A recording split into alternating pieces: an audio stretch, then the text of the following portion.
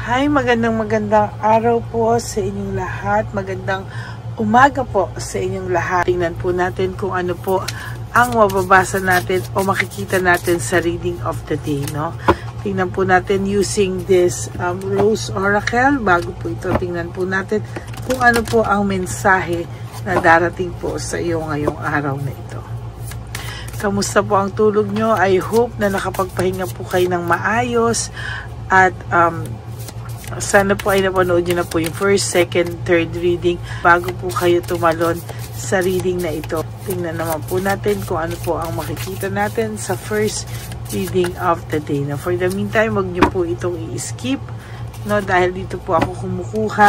Oh, sobra pong dito po ako kumukuha ng energy sa inyong lahat. Nagulat po ako na pa-all ako. Oh! Okay.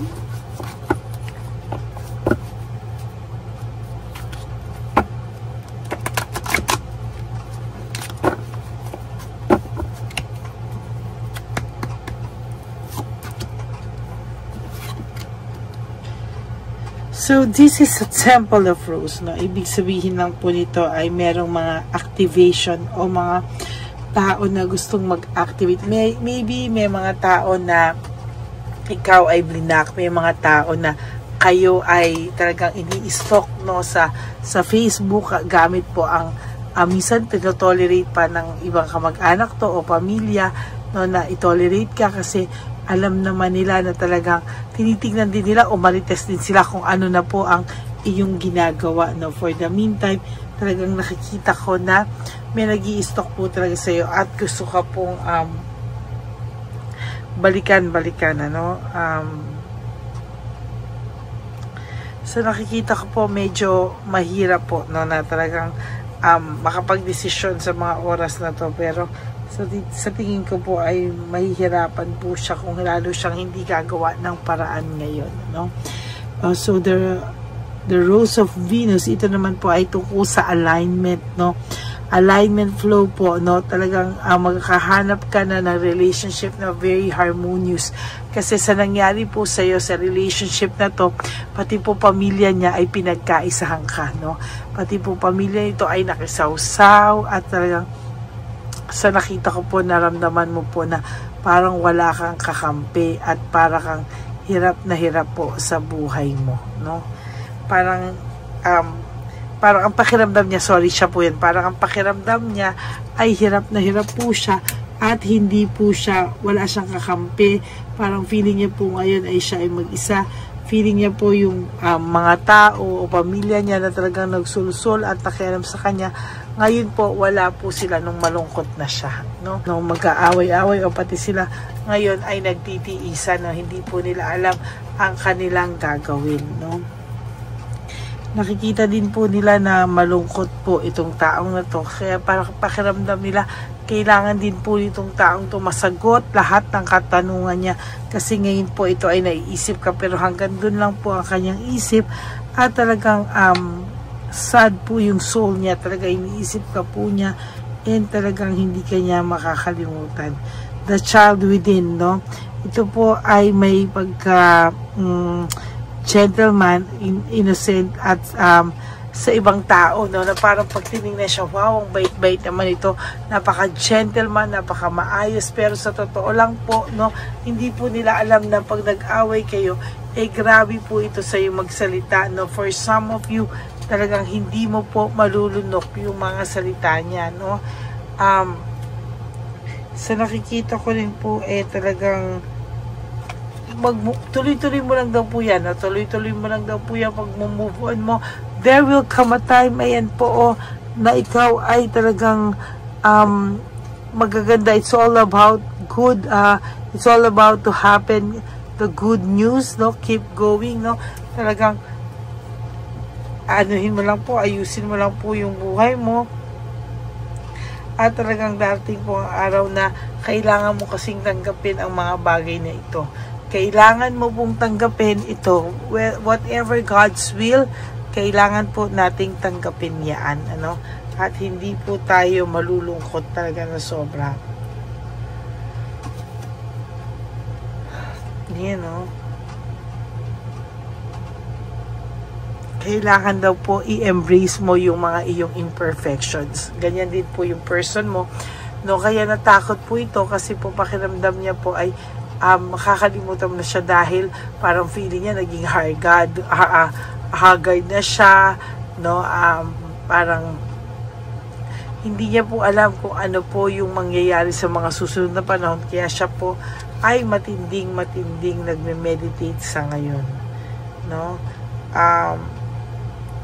Parang gusto ka po niyang puntahan, parang gusto niya po may tao siyang makausap na sumusuporta sa kanya, na makausap kanya, no? Kasi po medyo mahirap pong tanggapin sa sarili niya na nagkamali siya. Talagang itong taong to lahat gagawin po para kahit makasakit siya, mamimintang na lang po siya sa'yo. At sa nakikita ko po ay meron ka naman pong suporta and protection from the divine universe, no? Kailangan mo po kasing labanan lahat ng nararamdaman mo ngayon para po makabalik po yung iyong self-confidence and yung ginagamit mo pong parang kumpiyansa sa sarili mo, no? Kailangan mo raw po mag-heal from this, no? Kailangan mo mag-heal, kailangan mo umayos. Ganun din po siya, kailangan niya mag-heal talaga at kailangan niya pong umayos talaga. Kasi pag hindi po siya nag-heal, hindi po siya aayos. At pag hindi po siya umayos, talagang miserable pa rin po ang buhay niya. Lagi-lagi na lang po siyang magiging miserable ang buhay, no? Ito po, no? Para pong sinasabi po dito na somehow, para ka pong mag-nourish or replenishment po ng ating health, no? Kailangan mo daw po ng rest, ng self-care, lahat na po. Sa totoo lang po, no? Meron din po ako nakikita rito na healing, ancestral work, mother-in-law. Naku, nakakatuwa ka po kasi kahit ikaw po, kahit ganyan ka po, ay may respeto ka pa rin po sa iyong mga biyenan, ano? Meron po sinasabi dito, the return, a new story, you decide. Wow, no? Alignment po, no? It's coming together. Nako, mukhang may nakikita ako, hindi dito ka nais-naisa. Para po talaga itong gusto niya nang umaksyon. Gusto niya nang umalis sa sitwasyon na meron siya ngayon. Hindi po siya makaisip, no? For some of you, alam ko po, no, na naiinis kayo dahil parang ganyan yung reading ko.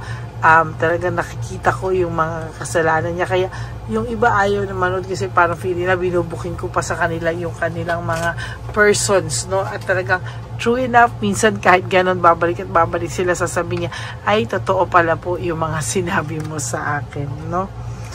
Ayan po, sustainability, slow down, tend to your guidance. Ibig sabihin, lahat po ng pwedeng makapagpasaya sa iyo ay itinuturo po, no? Para kung ano raw po ang mga gagawin mo, kailangan mo lang ng sustainability ng mga gagawin mo, lalo na po kung may mahilig kang magtanim-tanim at kung ano man po, wag lang po pagtatanim ng galit, okay po yan, ano? Talagang sa nakikita ko po, very happy.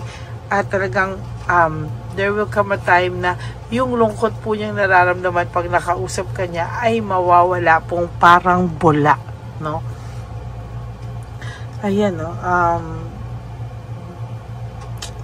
May nakikita po ako ditong ano, no? Entering change. Okay, meron po mga tao o may tao po na unti-unti po ay nagmo-move on na, no? Unti-unti po ay kakayanin, ayan, no? Kakayanin niya po lahat. And sa nakikita ko po, mas magmamature naman po ito sa mga susunod na panahon pag ito po ay hindi mo pinansin, ano? Pag ito po ay natuto na, ay sana po talaga ay kayo magkausap man lang at makahingi man lang ito ng tawad sa'yo, no? For sa iba po, ayaw na siyang makaharap, pero it's okay, kanya-kanya naman po yan, you know? Sabi niya, pagtiwalaan mo daw ulit siya, no? I hope that sabi niya, pagkatiwalaan mo siya ulit, trust life, and ano ba to? Sabi niya, expand through the, extreme, no? Kailangan daw po talaga ay, sinasabi ng boyfriend mo o ng ex mo, asawa, ex mo, basta ex mo, sinasabi daw po na, parang, sobra-sobra na yung nangyari, parang siya rin ay, kahit pa paano na overwhelmed lang pala siya dati, pero ngayon, parang nagsisisi na rin yung babae, bakit din niya pinakasalan, Ayaw niya din Ayaw din po niya sa totoo lang Ay, nako. Yan ang pangit ng cards niya healing is happening, no?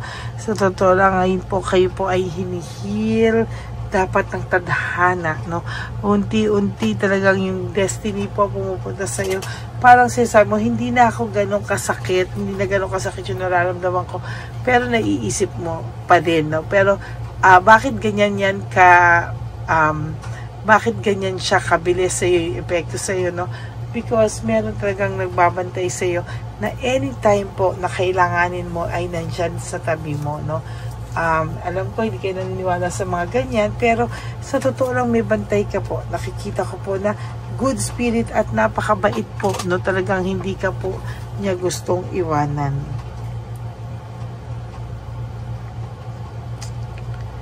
Ayan. Sa totoo lang po, ang dami kong nakikitang magagandang cards, pero hindi po lahat lumalabas sa iyong cards, no? Mostly ay talaga ang gulo-gulo po ng cards na ito, no? Teka, wait.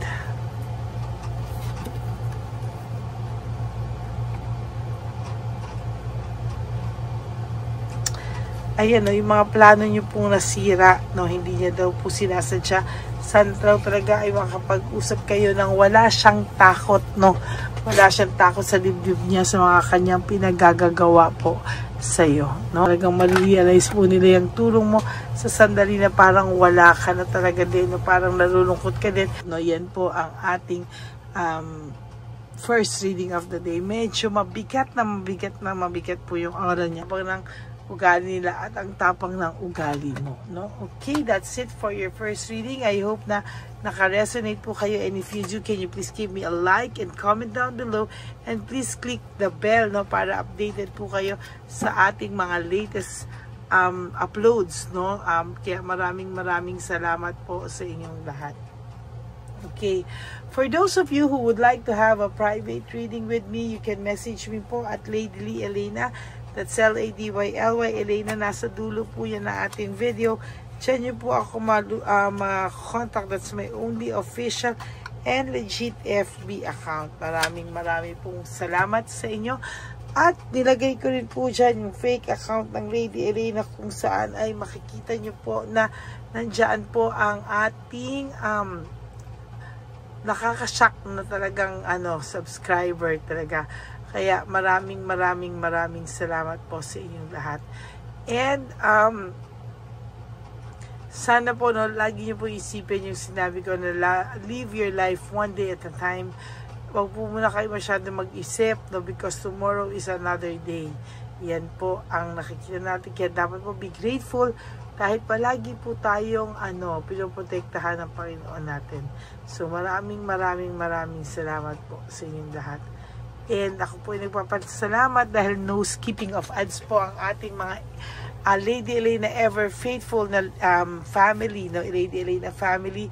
And sabi ko nga po sa iyo, sana po ay huwag ka malulungkot, no? Ako naman po ay laging magbabalik para sa iyo, kaya huwag ka po malulungkot. Kailangan mo po ma-realize pag nalulungkot ka that life is really short.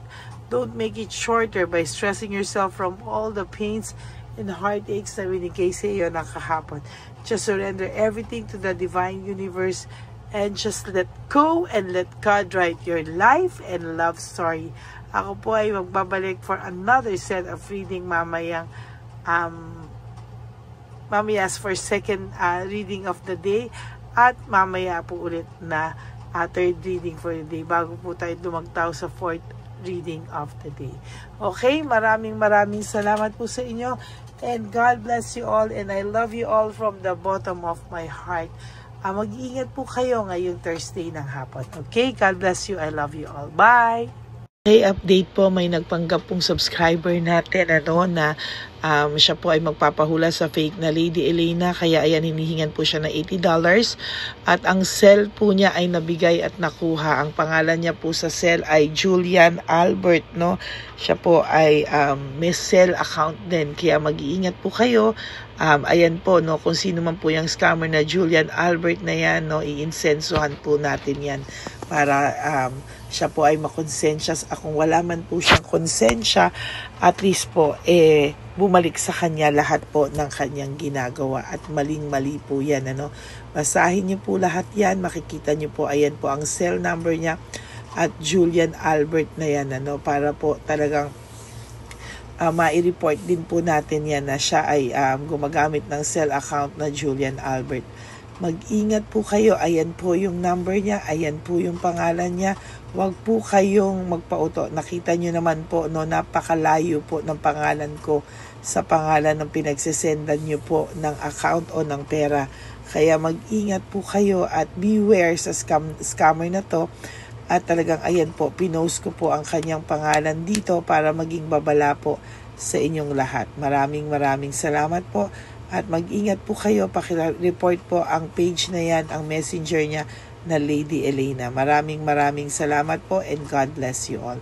Ayan, sa susunod po makikita niyo yung account niya na ire-report niyo. Salamat po na marami.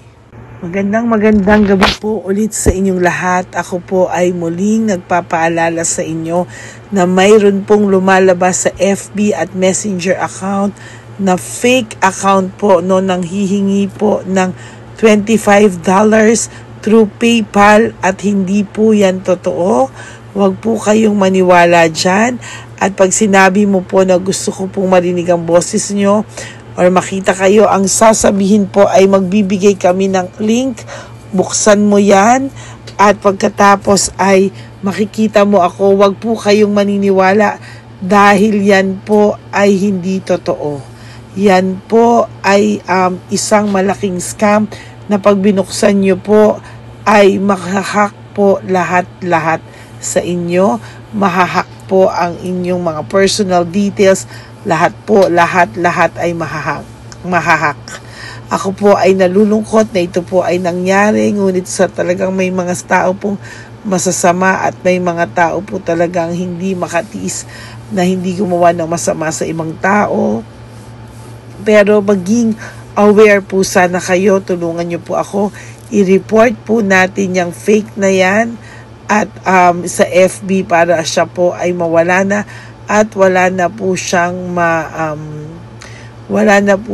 mabiktima pa, no? Nandyan po lahat ng details at maraming salamat po sa inyong lahat. Maraming salamat po sa inyong lahat at mag-iingat po kayo.